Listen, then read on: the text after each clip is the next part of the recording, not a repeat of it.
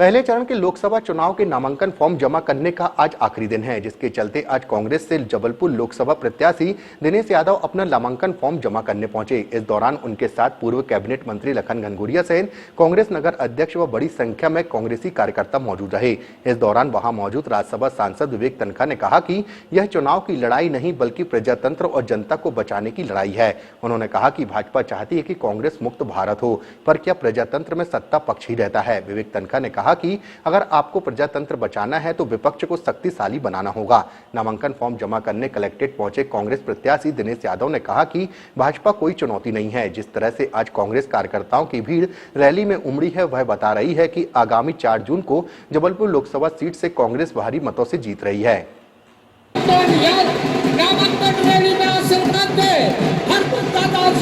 आज संवैधानिक रूप से आखिरी दिन है नामांकन का, और उसमें हम सब कांग्रेस के साथियों के साथ यहाँ नामांकन भरने आए हैं। जब मैं रास्ता में आ रहा था तो मुझे लोग माला भी पहना रहे थे और कुछ आर्थिक राशि भी दे रहे थे। मैंने पूछा कि आर्थिक राशि आप मुझे क्यों दे रहे हो, तो उन्होंने बताया कि मैंने पेपर में पढ़ा था कि राष्ट्रीय अध्यक्ष आपके खड़गे जी ने उनने बताया है कि कांग्रेस के सारे खाते सरकार ने फ्रीज करा दिए हैं, जबकि उन खातों में उतना पैसा नहीं था जितना 7-7 करोड़ रुपए आज भारतीय जनता पार्टी के खाते में है।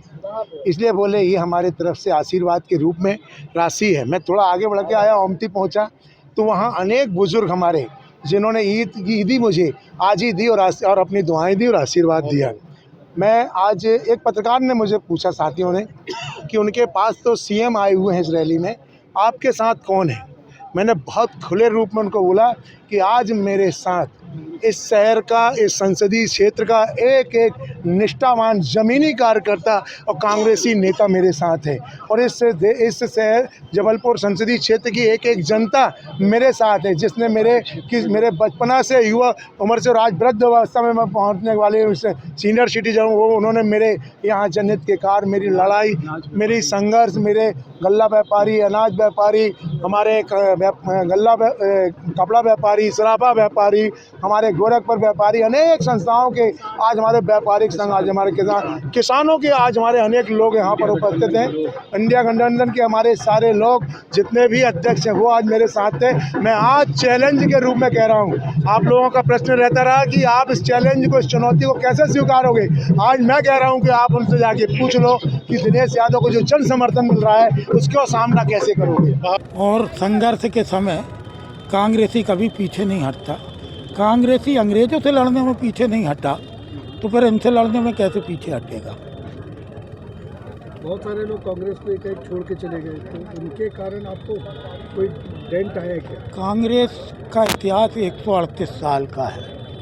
69 में जब सिंडिकेट बनी थी, तब इंदिरा जी को ना जाने कितने लोग छोड़ के गए थे, लेकिन उसके बावजूद उसके 71 में भरपूर बहुमत लेके, 1/3 बहुमत लेके इंदिरा जी जीत के आई थी।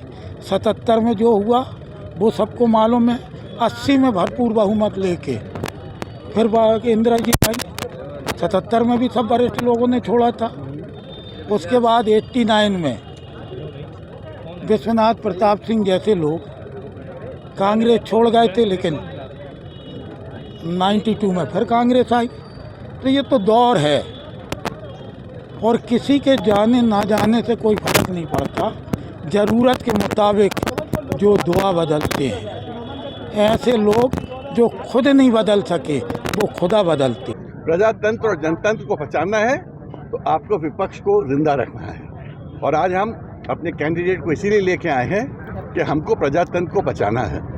अगर प्रजातंत्र नहीं रहेगा तो विपक्ष नहीं रहेगा, तो प्रजातंत्र कैसे रहेगा। बीजेपी चाहती है कांग्रेस मुक्त भारत। कांग्रेस मुक्त भारत पर तब बिना प्रजातंत्र के एक सत्ता पक्ष रहेगा।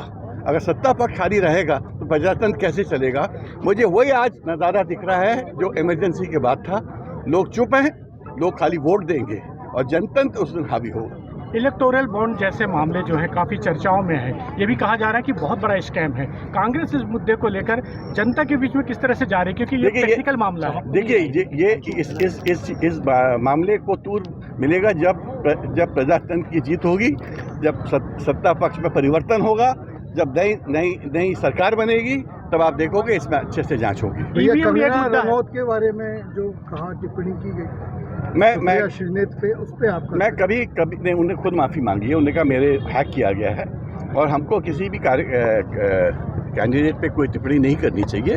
बट हम ये चीज़ बताना चाहते हैं कि हम लोग का विश्वास है अपने वर्कर्स पे। दिनेश भाई हमारे वर्कर हैं और हम लोग जो टिकट देते हैं अपने वर्कर्स को देते हैं जो 5 साल तक अपने लोगों के बीच में रहे।